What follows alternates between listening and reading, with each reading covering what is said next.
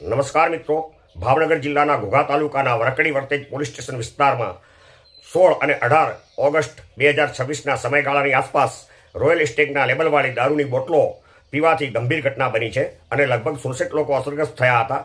13 લોકો મોતને ભેટ્યા હતા. ઘણા સર એસટી અને અન્ય હોસ્પિટલોમાં સારવાર હેઠળ છે. વર્તેજ વિસ્તારમાં મિત્રોની પાર્ટી બાદ આ ઘટના સામે આવી હતી અને ભાવનગર શહેર અને અન્ય વિસ્તારોમાં જેની અસર જોવા મળી હતી. ત્યારે ગાંધીના ગુજરાતમાં દારૂબંધી કેટલી અસરકારક છે, કેમ આવી દારૂબંધી અને કેવી છે દારૂબંધીની અમલવારી, તે બાબતે આપણે જાણીશું માત્ર 5 મિનિટમાં. આ બાબતે વર્તેજ પોલીસ સ્ટેશનમાં તેની એફઆઈઆર નોંધાઈ છે. શરૂઆતમાં 21 આરોપીઓ સામે ગુનો નોંધાયો છે. સ્ટેટ મોનેટરી સેલે 27 આરોપીઓની ધરપકડ કરી છે. વર્તેજ વિસ્તારના ગૌતમ સોલંકીને ત્યાં નકલી સ્ટીકરો, કેમિકલ્સ અને મિથોનેલ સહિતનો ઉપયોગ કરી આ નકલી દારૂ બનાવાયો હોવાનું સામે આવ્યું છે. ત્યારે આ કાચો માલ અમદાવાદ, મધ્યપ્રદેશ તરફથી મેળવવામાં આવ્યો હોવાનું સામે આવ્યું છે. મધ્યપ્રદેશ, ઉત્તર પ્રદેશ, રાજસ્થાન, દિલ્હી, ગુજરાતમાં સ્ટેટ મોનેટરી સેલની 16 ટીમો કેમિકલ અને સપ્લાયની ચેન તપાસી રહી છે. એફએસએલના રિપોર્ટમાં એક બોટલમાં 38.59% મિથેનોલ અને માત્ર 0.94% ઇથેનોલ મળ્યું છે. દારૂમાં મિથેનોલ ઊંચા પ્રમાણમાં હોવાનું જાણવા મળ્યું છે. આ બાબતે રાષ્ટ્રીય માનવ અધિકાર આયોગ આ કેસમાં મુખ્ય સચિવ અને ડીજીપીને નોટિસ પાઠવી છે અને રિપોર્ટ માંગ્યો છે.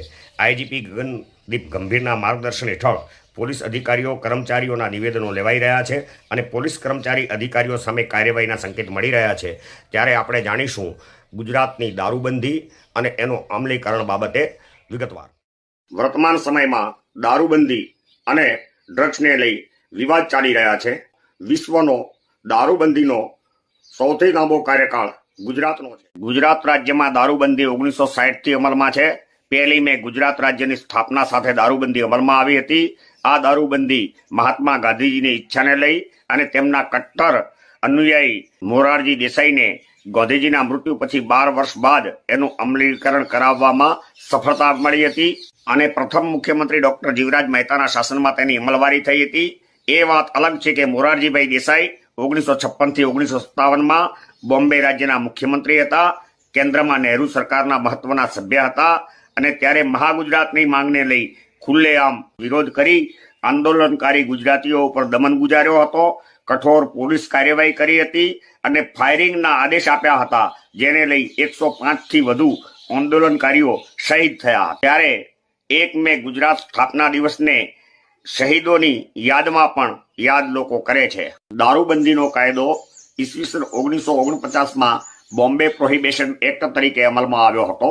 આ કાયદો જે તે રાજ્યની નીતિના નિર્દેશક સિદ્ધાંતો ઉપર આધારિત છે, જે રાજ્યને નાગરિકોના આરોગ્ય સુરક્ષા માટે દારૂ ઉપર પ્રતિબંધની જવાબદારી સોંપે છે અને રાજ્ય સરકારો જેનું અમલીકરણ કરાવે છે. આ દારૂબંધી કાગળ ઉપર જ મર્યાદિત રહી છે. ગેરકાયદેસર વેપાર ચાલે છે, જેનાથી બિનકાયદેસર હલકા દારૂથી અનેક લોકો મોતને ભેટ્યા છે અને દારૂબંધીના કારણે આ જાનહાનિ થઈ હોવાનું કહેવાય છે. ત્યારે જાણીએ દારૂબંધીના કારણે હલકા અને બિનકાયદેસર વેચાયેલા દારૂના કારણે મોત નીપજ્યા હોવાના બનાવોને. ત્યારે વર્ષ 2022માં જુલાઈ માસમાં અમદાવાદમાં બોટાદ, મોરબી, 2009માં ઓઢા લામાકાંડ, 1998નો શાહ આલમ ટોલ નાકા પાસેનો ઝેરુ દારૂ કાંડ, 1998નું વડોદરા કાંડ, 2024માં મોરબી, દેવભૂમિ દ્વારકા, બોટાદ, સોમનાથનો કાંડ, 2019માં ખોડા બોટાદ, અમદાવાદ, 2011માં અમદાવાદ મેઘાણીનગરનો કાંડ, 2016માં સુરત, તાપી વગેરે સ્થળે આવા તો અનેક બનાવો બન્યા છે. ત્યારે વર્ષ 2001થી 2014 સુધી માનનીય નરેન્દ્રભાઈ મોદીના સુશાસનમાં અને મુખ્યમંત્રી કાળ દરમિયાન દારૂબંધીની કડક અમલવારી માટે દરોડા, દંડ અને જેલની સજાઓમાં સુધારાપાત્ર વધારા થયા હતા અને નરેન્દ્રભાઈ મોદીના સર્વાંગી વિકાસની આંધીમાં અને સુશાસનમાં દારૂનો મુદ્દો વિસરાયો હતો. આખા રાજ્યમાં દારૂ પર સંપૂર્ણ પ્રતિબંધ છે. વિદેશ અને બહારના રહેવાસીઓ માટે સરકારે મર્યાદિત પરમિટ આરોગ્ય કારણોસર આપ્યા છે. પ્રતિબંધ હજુ પણ કડક છે. આંતરરાષ્ટ્રીય વેપાર અને પ્રવાસનના પ્રોત્સાહન માટે કેટલીક જગ્યાએ છૂટ આપવામાં આવી છે.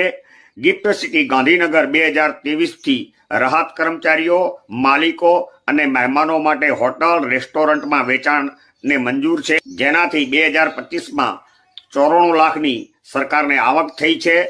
Rann Utsav diamond bourse Surat, statue of unity નર્મદામાં પ્રવાસીઓ માટે છૂટનો નિર્ણય ગિફ્ટ સિટીની સફળતા પછી લેવાયો છે. તે વિદેશી રોકાણકારોને આકર્ષવા માટે લેવાયો હોવાનું કહેવાય છે.